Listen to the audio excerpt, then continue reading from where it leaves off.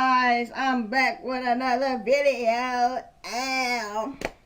So this video is going to be about my experience in AIT and the MOS that I had.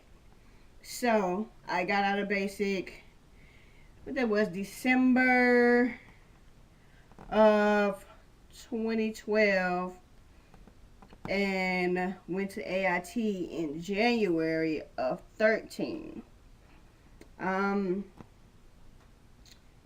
My job that I signed to get into the Army was to be a firefighter.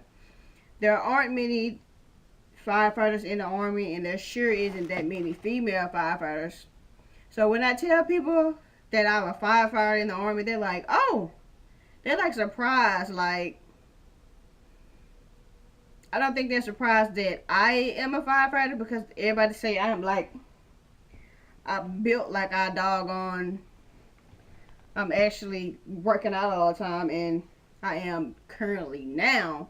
But back then I wasn't. I just had athletic genes. I mean, that's all that is. But I got to the base that I was at. It was, what was the name of that base? It was Goodfellow Air Force Base. That's what it was. It was in San Angelo, Texas. Now, this is a crazy story. When I got my paperwork saying, like, what base I was going to go to for basic, what base I was going to go to for AIT, my AIT base was different on my paperwork when I signed my contract than it was after. When I signed my contract, they said I was going to Florida. I was happy. I was like, yeah, we're going to be in the sun. We're going to be getting out. I'm going to go to the beach. Be like, hey, get it, hey, get it, hey. But no. I was going to San Angelo. I was like, San Angelo? That's not what my paperwork said. My paperwork said something about some Florida. So I get to San Angelo. Well, actually, before I even get there, like, the freaking airport that I had to go to even ride to the base was in the middle of nowhere. Then I had to get on the bus. Oh my gosh, we were in the middle of nowhere for hours just driving. All you seen was dirt, cacti, in hills. That's it for hours. I'm sitting here like, dang, like, is this what I signed up for? To be in the middle of the desert? No. No. She wasn't ready. She wasn't ready. And I mean, we was in the middle of the desert at a high altitude. And just imagine running from like below sea level to way above sea level. It's a different type of atmosphere, you know, like, it's different. Like, I don't know, that air was like hard to swallow. So I get there, and the first person I meet was Sergeant Garvey, and he seemed like he was real chill. He was cool. And you know what? I got there actually before Christmas, because I graduated like December 6th. I graduated basic like December 6th. So it was like before Christmas when I got there. Everybody was going on block leave. And I had went home for the holidays after I got to the base. But we're going to talk about that later. So I got to the base. I met all the people. It was a really small group of us. That base really centered around firefighters as a whole. So it was like every branch was there. Every branch came there to get their firefighter training for the military. So there was Navy, Air Force, Marines, and Army. But our group was like really small. There was mostly Air Force there because it was an Air Force base. And I can say that I had a good time. I wish I could go back again because it was really like a really good time. That base was real chill until people started like doing some crazy stuff. Like when I came back from visiting my family over the holidays, we went right into class. We went right into learning, and I actually loved being a firefighter, except for the confined space thing. I can't go into small holes. Wait a minute. Wait a minute. Wait. First of all, you're not gonna speed past that like you didn't just say what you just said. I can't do that. Um, I loved that job because it was like you were helping others who couldn't help themselves. Like I love the job. Like a lot of people say being a firefighter is hard. Like you got to do so much. It's really not that hard once you learn how to do it. Like it's an easy process once you get it down. But if you don't like actually put the work into it to learning how the process goes, it's going to be hard on you because you actually have to pay attention. Like, because there's different hoses, different PSI, different nozzles. It's really, really, like, it's a lot to learn, but you got to, like, you can't just learn it and push it out your mind. You have to actually learn it, not memorize it. So, I actually met one of my good friends there. We're still friends to this day. And she's just like a mother, sister to me. Because, you know, she was 10 years older than I was. So she was kind of like the mother figure of the female group. So she became my mother figure and a friend. And we still kick it to this day. I actually just went to see her a couple weeks ago, beginning of October. Had a good time. I stayed there a week, and then she didn't want me to leave, but I don't like overstaying my welcome.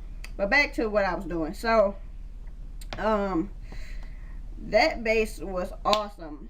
Everybody knows that Air Force bases always have the best bases. Air Force, they know how to have a base. They had good food. The gym was nice. Like it was A1. I loved that base. And a lot of people ask me, they asked me, was AIT hard? I was like, no. They would get mad at me because I said no. They feel like I'm being like arrogant or like I don't know why they would get mad. Maybe it was hard for them. I don't know. But it wasn't hard for me. Because once you learn how to do it, it's easy. Like, it's all a step-by-step process. Everything is a step-by-step process. Like, I mean, what's hard about it? But I ain't even gonna talk about that. Because that'll get me so mad talking about the people that, I don't know. People always have like their ideas of what somebody's experience should be like, I guess. And when it's not what they think it is, then they get mad. But I'm cool. Like I am chill. Like that job was the best job. I just didn't like the unit that I was at because the people in the unit, they weren't really like team based. But that's gonna be a whole nother video. Like I'm gonna put y'all up on the unit that I was in before I came to Texas and all that. And yeah, we're gonna have a real conversation about that. But being a firefighter isn't hard. I love walking to a building with that FD patch on my shoulder. I love that because everybody wants to know what's it mean, and then they found out what it mean and they ask, "Oh my gosh, how did you get that? Like, how is it?" They are so interested in knowing about what you do, and I love that. I loved having that patch on my arm because people don't see that too many times. You know, they don't see that. They rarely see it. I rarely see it. Like before I became one, I don't think I've ever seen one. So it was nice. Um, I loved it.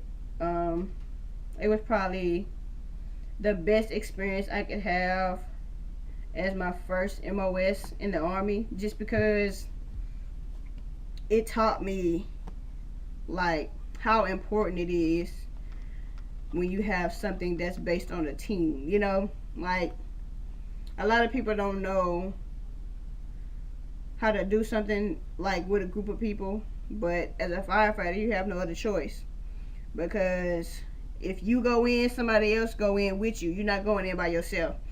And that's kind of how I like try to live my life after I learned that. Like, I don't like to go nowhere by myself. I always like to go at least with one other person, just because like if something happened, you always have one person with you.